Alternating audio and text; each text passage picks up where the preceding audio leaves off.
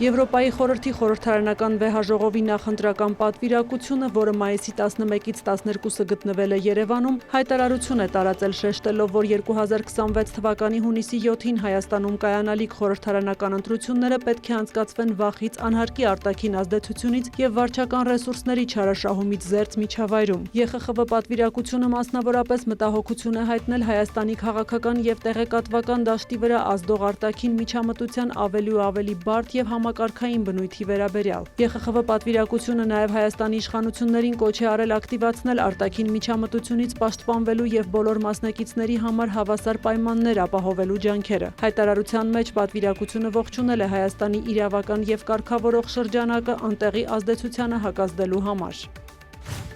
Թուրքիայի նախագահի արտաքին քաղաքականության և անվտանգության հարցերով գլխավոր խորհրդական Աքիվ Չաղաթայ Քլչն Անկարայում ընդունել է Հարավային Կովկասի և Վրաստանի ճգնաժամի հարցերով ԵՄ հատուկ ներկայացուցիչ Մագդալենա Գրոնոյին։ Ըստ թուրք պաշտոնյայի, կողմերը քննարկել են Հայաստան-Ադրբեջան խաղաղության գործընթացը, Հայաստան-Թուրքիա հարաբերությունների կարգավորման գործընթացը, Հարավային Կովկասում կապուղիների նախագծերը, տարածաշրջանային կայունության և անվտանգության հարցերը, ինչպես նաև տարածաշրջանի նկատմամբ Եվրամիության մոտեցումը։ Նաև ընդգծվել է համատեղ ջանքերի կարևորությունն ուղղված Հարավային Կովկասում տևական խաղաղության, կայունության և գործակցության ամրապնդմանը։ Մագդալենա Գրոնոն նույնպես հայտնել է հանդիպման մասին Անկարա այցը բնութագրելով որպես հետաքրքիր և ոգեշնչող։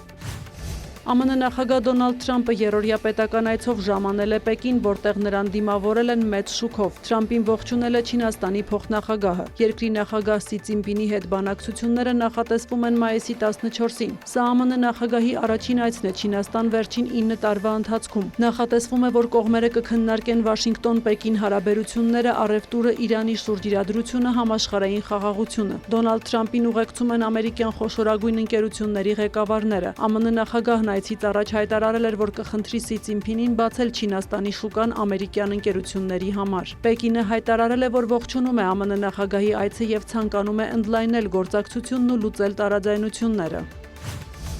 Իրանը որպես միջուկային զենքի չտարածման մասին պայմանագրի կողմ խաղաղ միջուկային ծրագիր զարգացնելու իրավունք ունի, որից նրան չի կարելի զրկել, հայտարարել է երկրի արտգործնախարարության խոսնակը։ Էսմայիլ Բաղային նշել է, Իրանի և ԱՄՆ-ի միջև գլխավոր անհամաձայնությունը կապված է հենց այս պայմանագրով տրվող իրավունքների պահպանման հետ։ Նրա խոսքով ԱՄՆ-ն պնդում է, թե մտահոգված է Իրանի միջուկային ծրագրով, չնայած ատոմային էներգիայի միջազգային գործակալությունը վերահաստատել էր, որ Իրանի միջուկային ծրագիրը խաղաղ բնույթ ունի։ Բաղային նաև հայտնել է, որ բանակցությունների ընթացքում Թեհրանը Վաշինգտոնին առաջարկել է նախ բացել Հորմուզի նեղուցը և վերացնել իրանական նավահանգիստների ծովային շրջափակումը, սակայն ԱՄՆ-ն հրաժարվել է դրանից։ Մենք չենք պատրաստվում տրվել նրանց առավելապաշտական պահանջներին, որոնք անարդար ենք համարում, ասել է խոսնակը։ Ավելի վաղ իրանական Ֆարս գործակալությունը հայտնել էր, որ Թեհրանն առաջադրել է 5 պահանջ՝ պատերազմի ավարտ բոլոր ճակատներում, մասնավորապես Լիբանանում, Իրանի դեմ ԱՄՆ պատժամիջոցների չեղարկում, իրանական ակտիվների ապասառեցում, պատերազմի ընթացքում պատճառված վնասի փոխհատուցում և Հորմուզի նեղուցի նկատմամբ Իրանի ինքնիշխանության ճանաչում։ Թեհրանն իր պայմաններն ԱՄՆ-ին էր ներկայացրել Վաշինգտոնի առաջարկին ի պատասխան, որը ներառում էր նաև Իրանի կողմից միջուկային ծրագրից հրաժարում։ ԱՄՆ նախագահն անընդունելի էր որակել Իրանի պատասխան առաջարկը։